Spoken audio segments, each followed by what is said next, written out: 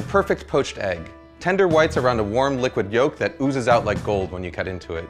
They're an essential part of Eggs Benedict. They can turn any salad into a meal or any vegetable into brunch. The problem is they're really tough to make right.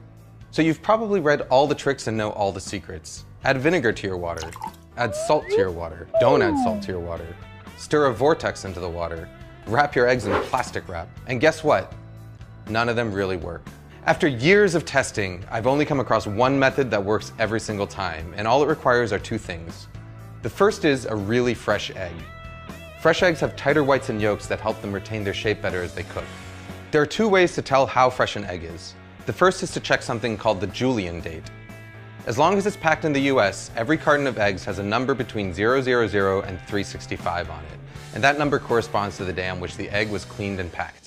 So a number of 000 would mean January 1st, 003 would mean January 4th, and so on. All you really need to know is that the higher the number, the fresher the egg.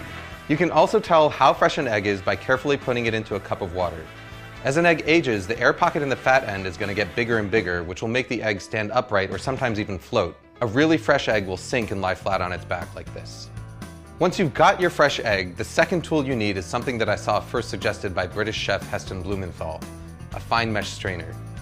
You see, no matter how fresh your eggs are, there's always going to be some amount of liquid white. It's this excess white that causes misshapen eggs. You know, those really ugly ones with the wispy white floaters that completely ruin your brunch. To get rid of them, we're going to transfer our eggs to a fine mesh strainer and gently swirl it around until all the excess white is drained away.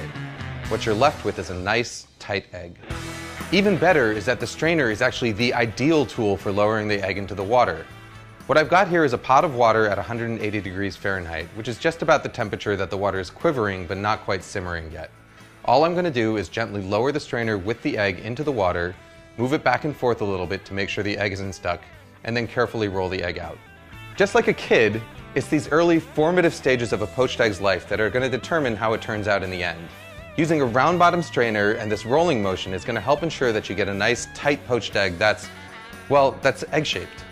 If you want to cook multiple eggs, just make sure that you have them cracked into separate dishes and ready to go.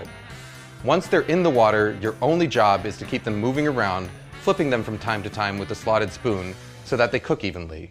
After about 3.5 to 4 minutes, this is what you've got.